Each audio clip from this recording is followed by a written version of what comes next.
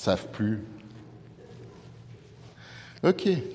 Donc, je me suis posé la question, quel est le miracle auquel j'aurais bien aimé assister et voir Jésus faire? Et peut-être que vous aussi, un jour, vous êtes interrogé à ce sujet-là. Peut-être que c'est assister à ces noces où on voit l'eau être changée en vin, ou alors le voir marcher sur l'eau, ou alors assister à la pêche miraculeuse, ou la multiplication des pains, ou la guérison de l'aveugle, ou le paralytique qui marche, ou Marie de Magdala qui est délivrée de ses démons. Moi, je crois, pour moi, c'est vraiment que personnel, le miracle qui m'aurait le plus impacté, c'est de voir Lazare sortir de la tombe. C'est de voir le mort ressusciter. Et je le dis pour une raison, c'est que j'aurais bien aimé voir la tête des gens. De voir la tête de ceux qui ont vu ce mort qui est là depuis des jours sortir enrubanné. Et puis entendre Jésus dire, il faut le détacher maintenant, il faut le délivrer pour qu'il puisse vivre. Voir la tête des gens, voir la consternation des gens, les voir choqués, les voir peut-être complètement incrédules. Ou alors assister, si j'avais été à Jérusalem au moment de la mort de Jésus, assister à cet événement un peu mystérieux qu'on a toujours un petit peu de mal à expliquer, c'est que quand Jésus meurt, il y a des morts qui ressuscitent et qui vont se promener à Jérusalem. Vous vous rendez compte, il y a la grand-mère qui vient frapper à la porte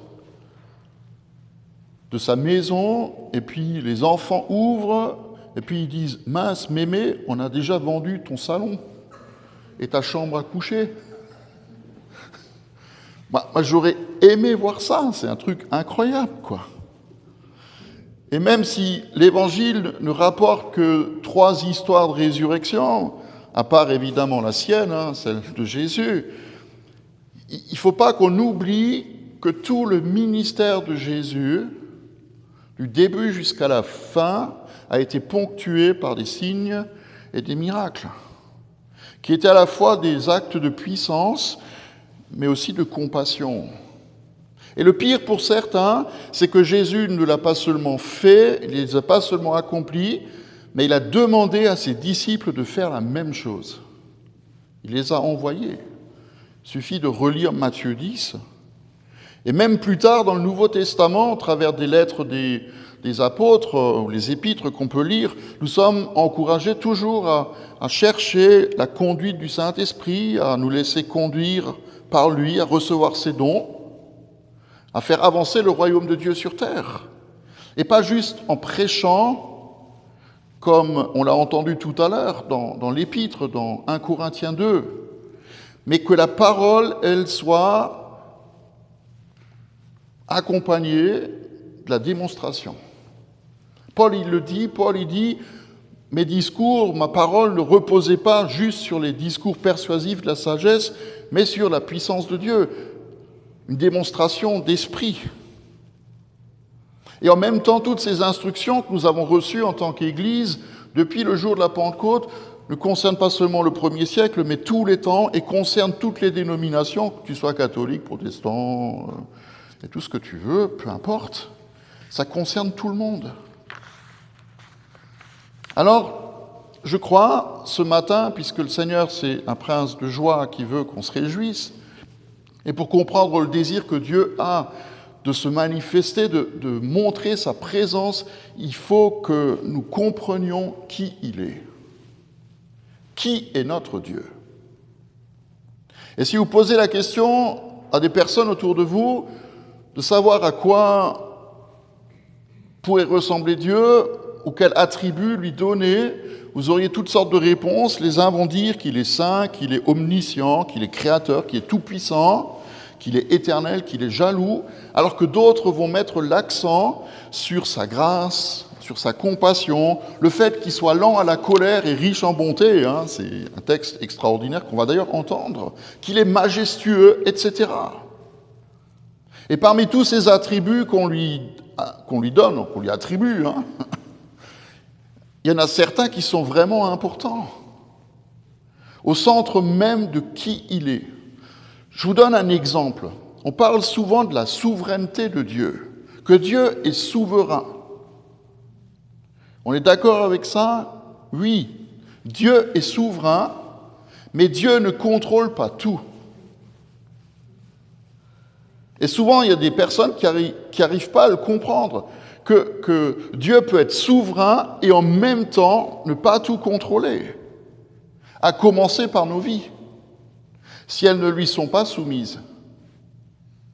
Et je crois que le plus grand cadeau, je ne vous apprends rien, que le Seigneur nous ait fait, c'est de nous avoir laissé le libre arbitre et la possibilité de le choisir ou pas.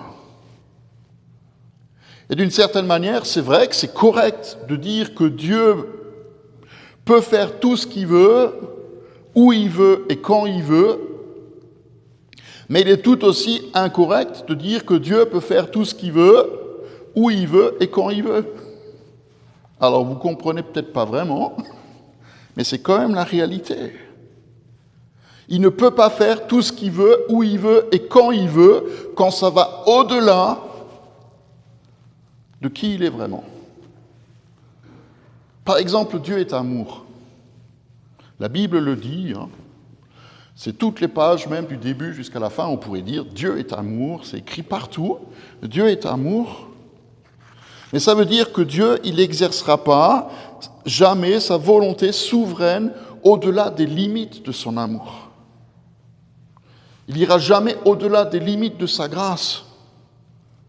Et donc il y a des gens qui disent, mais comment est-ce que Dieu peut envoyer à la fin des temps des personnes en enfer? La réponse, elle est aussi simple que cela, c'est que Dieu, par amour, ne peut pas obliger quelqu'un à passer l'éternité avec lui s'il n'a pas envie.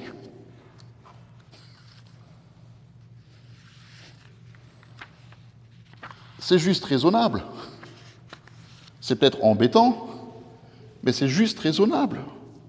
Parce que Dieu irait au-delà de son amour pour nous, à qui il nous laisse la liberté de choisir. Vous connaissez tous, je pense, l'histoire des traces de pas dans le sable. Hein. Vous savez, celui qui rêve qu'il voit dans son rêve 2 traces de pas dans le sable, et puis à un moment donné, il n'y a plus qu'une trace, et puis il râle contre Dieu, il dit, mais comment ça se fait que, à un moment donné, il y a toi et moi, et puis tout d'un coup, il n'y a plus qu'une trace, et Dieu lui explique que dans les temps difficiles, c'est lui qui le portait. Et en fait, cette histoire, elle continue.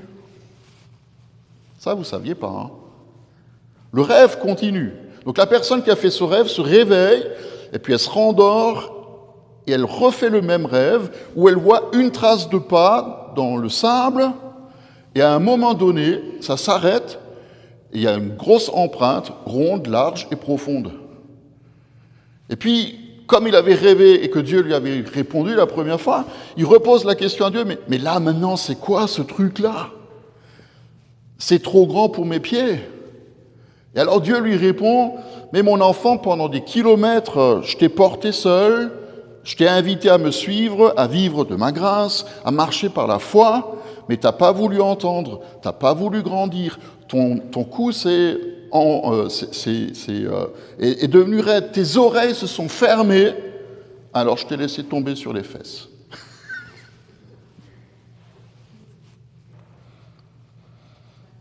Comprenez?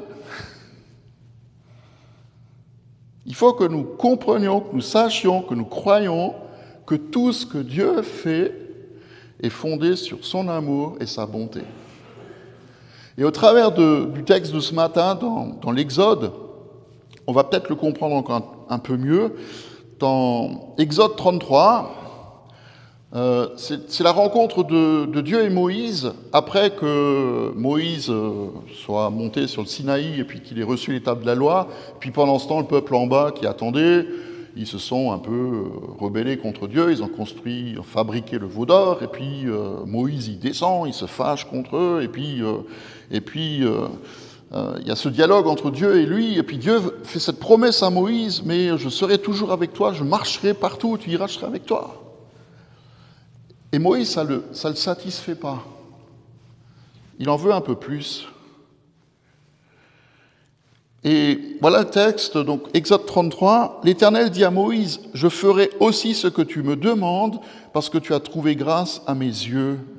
Je te connais par ton nom. » Et Moïse dit, « Alors fais-moi voir ta gloire. » Et l'Éternel répondit, « Je ferai passer devant toi toute ma bonté, et je proclamerai devant toi le nom de l'Éternel.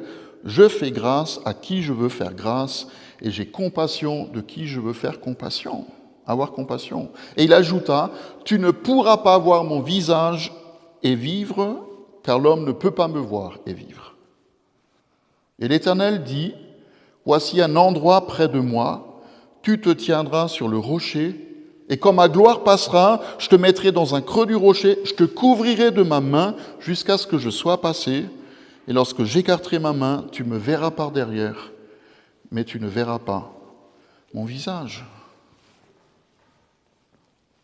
La gloire de Dieu, c'est sa présence. Moïse veut voir Dieu. Moïse, il veut voir, contempler celui en qui il croit et qui lui parle comme un ami. C'est un peu comme un mariage, et je précise, qui marche.